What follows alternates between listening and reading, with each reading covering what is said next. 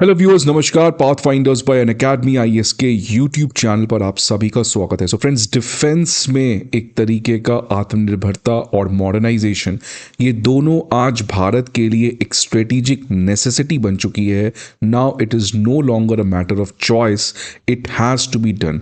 और इसीलिए friends, India की जो आर्म्ड फोर्सेज है, अब वो काफ़ी एक्सपोनेंशियली अपने आप को तेज़ रेट से अपग्रेड, मॉडर्नाइज और इंडिजनाइज करने का प्रयास कर रही है। खासकर जिस तरीके से ऑपरेशन सिंदूर में भारत ने एक डिसाइसिव ब्लो पाकिस्तान के आर्म्ड फोर्सेस को दिया है, उसके बाद India does not want to go into the comfort zone, because आज India is heading towards a much more complicated zone, जहां पर अमेरिका की अनप्रिडिक्टेबिलिटी है, नेबरहुड की कॉन्स्टेंट प्रोवोकेशन है और चाइना के रीजनल एस्पिरेशंस हैं। उन तभी चीज़ों के बीच में आज भारत को अपना डिफेंस खुद देखना पड़ेगा। और इसीलिए भारत के जो आर्म्ड फोर्सेस हैं, वो जो भी हमारे सामने चैलेंजेस हैं, उसके हिसाब से अपने सॉल्यूशंस को अपग्रेड करते हुए दिख रहे हैं। इसी कॉन्टेक्स्ट में फ्रेंड्स, अब आर्मी चीफ का ऐलान हुआ है कि भारत का अब अपना पहला एक डेडिकेटेड रॉकेट फोर्स कमांड होने जा रहा है इन 2026। तो फ्रेंड्स, ये जो रॉकेट फोर्स कमांड है, इसकी वजह से पाकिस्तान और चाइना या जितने भी ऐसे कंट्रीज जो रीजनल लेवल पे भारत को प्रोवोक कर रहे हैं, उनके अगेंस्ट हमें डेटरेंस को इंश्योर करने में काफ़ी सिग्निफिकेंट अचीवमेंट होगी। और अगर मैं एक शब्द में बताऊं कि इसका सबसे इंपॉर्टेंट सिग्निफिकेंट क्या होगा भारत के लिए, it is with respect to precision strike, precision warfare में ये जो एक भारत का सबसे नया रॉकेट फोर्स कमांड आने जा रहा है, ये प्रिसीजन वॉरफेयर में भारत के लिए कंप्लीटली गेम चेंज कर देगा। और ये जो रॉकेट फोर्स कमांड है, इसमें 3 रॉकेट और मिसाइल्स को इंक्लूड करने की बातचीत चल रही है, पिनाका, प्रलय और ब्रह्मोस। अब फ्रेंड्स, सवाल ये आता है कि रॉकेट फोर्स कमांड है क्या और ये कैसे ऑपरेट करेगा और ये क्यों आर्म्ड फोर्सेस अब बनाने जा रही है। इन तमाम क्वेश्चंस को आज इस सेशन में हम लोग आंसर करेंगे। बट पहले आप देख सकते हैं कि chief of army staff general Upendra Dwivedi ने रिसेंटली एक प्रेस कॉन्फ्रेंस किया था और उस प्रेस कॉन्फ्रेंस में उन्होंने बहुत चीज़ों के बारे में बात की। सच उन्होंने बात किया कि कैसे ऑपरेशन सिंदूर के समय इंडियन आर्म्ड फोर्स जो है वो पाकिस्तान में ग्राउंड इन्वेजन करने को भी तैयार थी। आप जाके देख सकते हैं वो प्रेस कॉन्फ्रेंस। और उसी समय उन्होंने कहा है कि जिस तरीके के रीजनल challenges आज बड़े हैं, then India has to have its own rocket force का कमांड सिस्टम। तो इन्होंने देखा क्या कहा है friends, creation of a dedicated rocket missile force जो भारत के लिए एक नेसेसिटी की तरह काम करेगी। ये आज बहुत ज़रूरी हो चुका है, ये RMF rocket missile force, considering regional threats जो पाकिस्तान और चाइना से आ रहे हैं। और सबसे इंपॉर्टेंट बात जिन्होंने कहा कि ऑलरेडी पाकिस्तान और चाइना के पास इस तरीके के रॉकेट मिसाइल फोर्सेज हैं।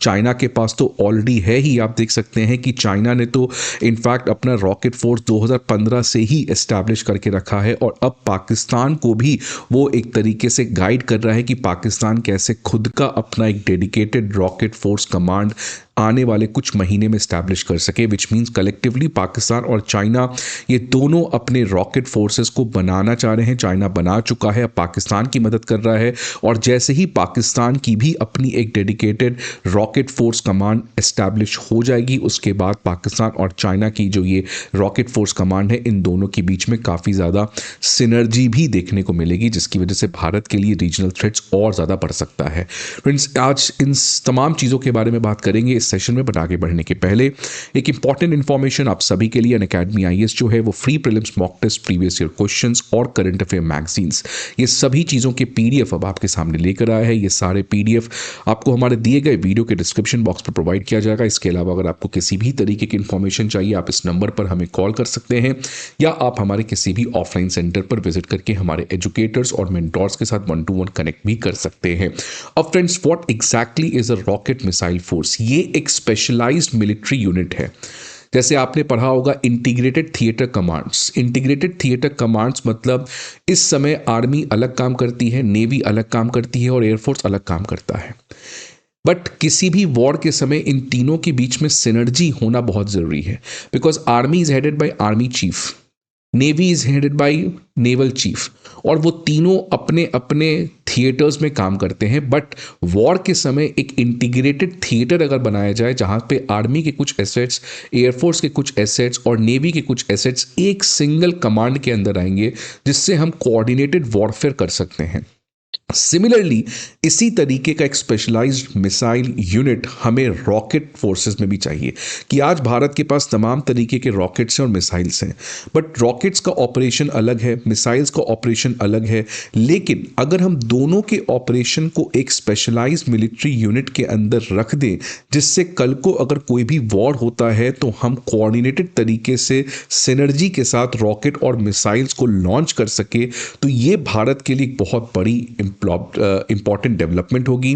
बिकॉज अगर हम इन दोनों को सिनर्जाइज करके काम करें तो हम एनिमी के एयरफील्ड्स और अदर क्रिटिकल इंफ्रास्ट्रक्चर को काफ़ी दूर बैठ के भी डिस्ट्रॉय कर सकते हैं। फ्रेंड्स, मैं इसको थोड़ा और एलाबोरेट करूंगा, बट आप देख सकते हैं कि सबसे पहले तो आपको जानना चाहिए कि ये रॉकेट और मिसाइल में डिफरेंस क्यों है, क्या है डिफरेंस इन दोनों के बीच में। बिकॉज ये जो स्पेशलाइज मिलिट्री यूनिट अब भारत की होने जा रही है, रॉकेट फोर्स कमांड, इसके अंदर भारत के सारे रॉकेट्स और मिसाइल्स को इंक्लूड किया जाएगा।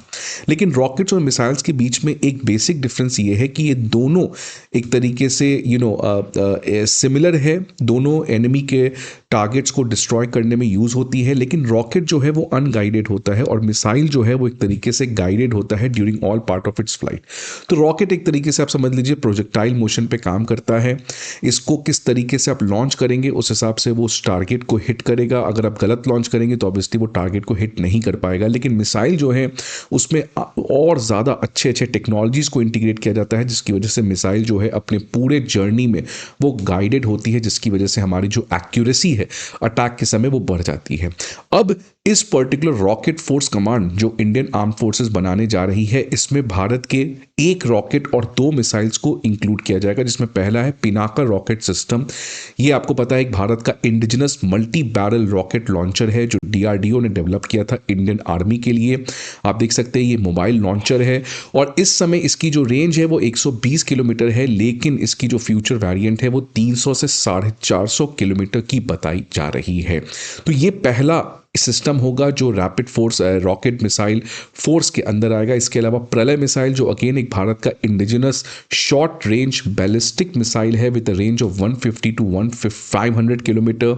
ये अगेन रोड मोबाइल है, इसको आप आराम से कैरी कर सकते हैं कहीं से, हाईली मैन्यूवरेबल है and it is meant to strike high value targets such as air bases, radar station deep inside economic territory. इसके अलावा फ्रेंड्स हमारे पास जो सबसे खतरनाक मिसाइल है वो है ब्रह्मोस, और ये बैलिस्टिक मिसाइल नहीं है, ये क्रूज मिसाइल है, जिसकी वजह से इसकी एक्यूरेसी काफ़ी ज़्यादा बेटर होती है। इसकी मैक 3 स्पीड है और रेंज आप देख सकते हैं 290 टू 450 किलोमीटर बताई जा रही है और ये प्रिसीजन स्ट्राइक में काफ़ी ज़्यादा अच्छे से काम करेगा।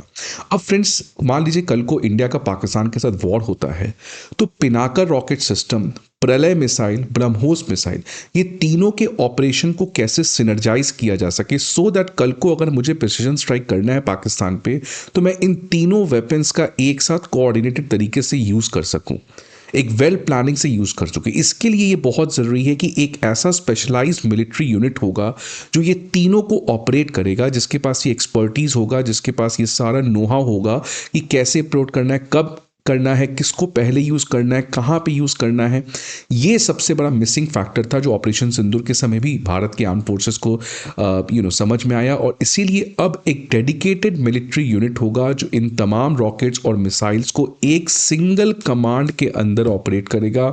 और ये सिंगल कमांड पूरा प्लानिंग, पूरा कोऑर्डिनेशन, इम्प्लीमेंटेशन, ये सभी चीज़ों के लिए रिस्पॉन्सिबल होगा, जिससे भारत की एक्यूरेसी, प्रिसीजन काफ़ी ज़्यादा बढ़ जाएगी। तो आप देख सकते हैं फ्रेंड्स, ये जो हमारा रॉकेट मिसाइल फोर्स आने वाला है, इसका एक ही ऑब्जेक्टिव है, लॉन्ग डिस्टेंस स्ट्राइक को कंडक्ट करना, इफेक्टिवली प्रिसीजन स्ट्राइक वॉरफेयर को कंडक्ट करना किसी भी वॉर के समय, कि कैसे हमारे सोल्जर्स जो हैं वो बहुत दूर बैठकर अपने कमांड सेंटर से एनिमी के एयर बेसिस को कंप्लीटली डिस्ट्रॉय कर सके। और ऑपरेशन सिंदूर में फ्रेंड्स जिस तरीके से प्रिसीजन स्ट्राइक देखा गया, ये बहुत ज़्यादा इंपॉर्टेंट था और भारत ने ऑब्वियसली काफ़ी अच्छे से डेमॉन्स्ट्रेट किया प्रिसीजन स्ट्राइक वॉरफेयर में। लेकिन जैसे जैसे पाकिस्तान और चाइना एक रॉकेट मिसाइल फोर्स डेवलप करने जा रहे हैं, उस कॉन्टेक्स्ट में हमारे लिए भी बहुत बड़ी इंपॉर्टेंट है कि अभी हम भी अपने इस तरीके के रॉकेट मिसाइल फोर्सेस को लॉन्च कर सके। इसके अलावा फ्रेंड्स और भी बहुत सारी चीज़ आर्मी चीफ ने ऐलान किया है। For example mega drone push है, अब हर एक कमांड के पास अपने खुद के 5000 ड्रोन्स अवेलेबल किए जाएंगे जिसका 100 किलोमीटर स्ट्राइक रेंज होगा। मतलब फ्रेंड्स ऑपरेशन सिंदूर के बाद भारत जो है वो किसी भी तरीके का सेकेंड चांस नहीं लेने जा रहा है। We are more capable now, we are more aggressive now, and if any regional countries provoke us then we are ready to face up the challenge. I hope आपको ये वीडियो अच्छा लगे। See you again some other video. Till then goodbye and take care.